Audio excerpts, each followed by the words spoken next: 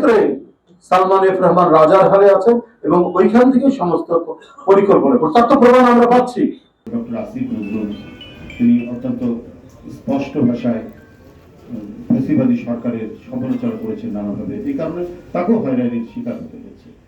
অধিকাংশই শেখ হাসিনার রক্তচক্ষুর নজরদারির মধ্যে অনেকেই থাকে।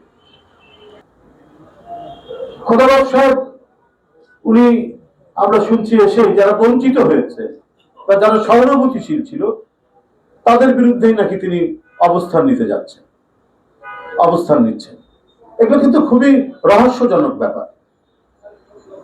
টার্গেট করে তাদেরকেই ইয়ে করা হচ্ছে, মানে তাদের বিরুদ্ধেই তাদের সরিয়ে দেওয়া ব্যবস্থা নেওয়া হচ্ছে।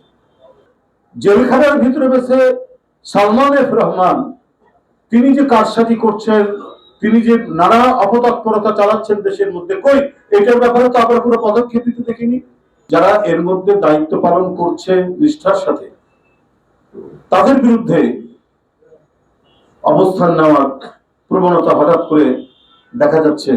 বিএনপির বিরুদ্ধে যে এত অত্যাচার অবিচার, সব এদেশের জনপ্রিয় নেত্রী দেশনেত্রী বেগম খালেদা জিয়াকে যেভাবে শেখ হাসিনা অত্যাচার করেছে, মিথ্যা মামলায় একটা মানে ভঙ্গুর জর্জর কারাগারের ভিতরে 2-2.5 বছর আটকে রেখে যে নিপীড়ন করলেন, এরপরেও মানসিক যন্ত্রণার শেষ নেই।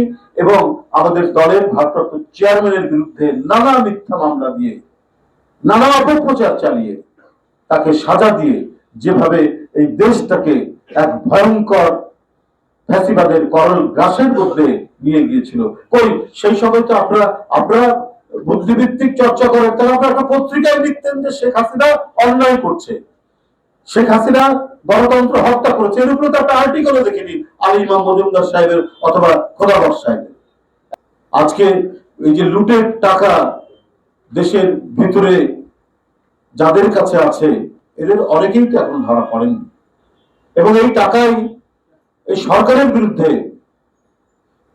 আপনার অন্তর্বর্তীকালীন সরকারের বিরুদ্ধে ব্যবহার করা হচ্ছে। গোপালগঞ্জে নরসিংদীতে বিএনপির 2 জন ছেলেকে হত্যা করা হয়েছে এই কয়েকদিনের, মানে তার পতনের পরপর। এবং এটার পেছনে বাইরে থেকে যে দেশে আশ্রয় নিয়েছেন শেখ হাসিনা, সেখান থেকে তার নির্দেশনাগুলো আমরা প্রতিনিয়ত সেটা আমরা ভাইরাল আমরা দেখতে পাচ্ছি। আজকে কোনোভাবেই যদি শেখ হাসিনার পুনরুত্থান ঘটে, অন্তর্বর্তীকালীন সরকারের হয়তো 2-1 জন লোক যদি ভিতরে যাদের সম্পর্ক রাখেন সেটা বাদ দিয়ে ওই সরকারের তো কেউ রেহাই পাবেন না, আমরা কেউ রেহাই পাবো না। তাহলে আজকে এই সরকার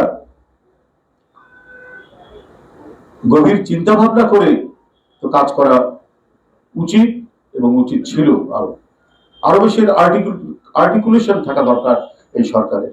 সেটি না করে আমরা ক্রমাগত ভাবে দেখছি যে মূল স্পিরিটের বাইরে কিছু কিছু উপদেষ্টার যে পদক্ষেপ, এটা আমাদেরকে ভাবিয়ে তুলেছে, এটা গোটা জাতিকে একটা শঙ্কার মধ্যে নিয়ে গেছে।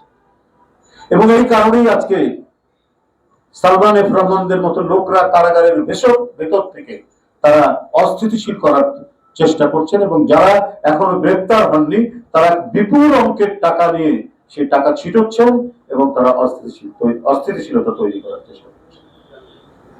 অন্তর্বর্তীকালীন সরকারের প্রধান উপদেষ্টাকে জানাতে চাই, আপনি উপদেষ্টা হয়তো নিয়োগ করবেন, কিন্তু একটু যাচাই বাছাইয়ের মনে হয় দরকার আছে।